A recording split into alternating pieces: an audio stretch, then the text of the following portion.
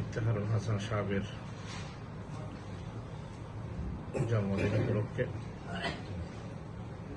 তো আমরাও জানতাম না, আমাদেরও জানা ছিল না। যদি এই বিষয়টা নিয়ে একটু আগে আমরা জানতে পারতাম, অবশ্যই এটা আমাদেরও দায়িত্ব ছিল। তাহলে আমরা কি করতাম, যদি আগে জানতে পারতাম, আমাদের সমস্ত গুলোকে নিয়ে আমরা ক্লাবে আরো একটু ধুমধাম করে পালন করতাম। কারণ ওনার এইটা ওনার প্রাপ্য।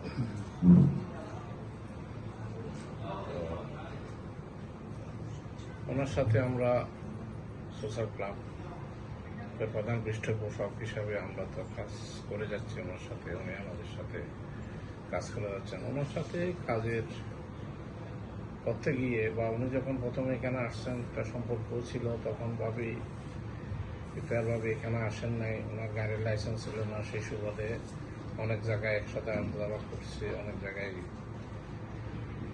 করছি। মাঝে মাঝে আমার বাসায় আসতে পারে, আমার বাসা একদম পাশে ছিল, তখন একসাথে চা খেতাম, আড্ডা দিতাম। তো এর ভিতরেই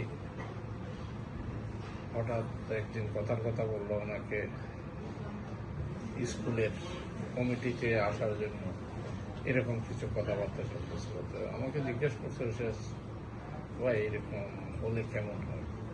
তো আমিও ওনাকে পরামর্শ দিচ্ছিলাম যে ভাই এটা খুবই এমন একটা জায়গা যে চেয়ারম্যানের যে পজিশনটা, ওখানে গেলে ভালো মানুষকেও খারাপ করে দেয়। কারণ আমাদের কমিউনিটিতে কিছু দ্বিধাদ্বন্দ্ব বিভাজন আছে, এক গ্রুপ না এক গ্রুপ পাশে থাকলে আর এক গ্রুপ বিরোধে থাকে, কেউ ওখান থেকে শান্তিপূর্ণভাবে যাইতে পারে না।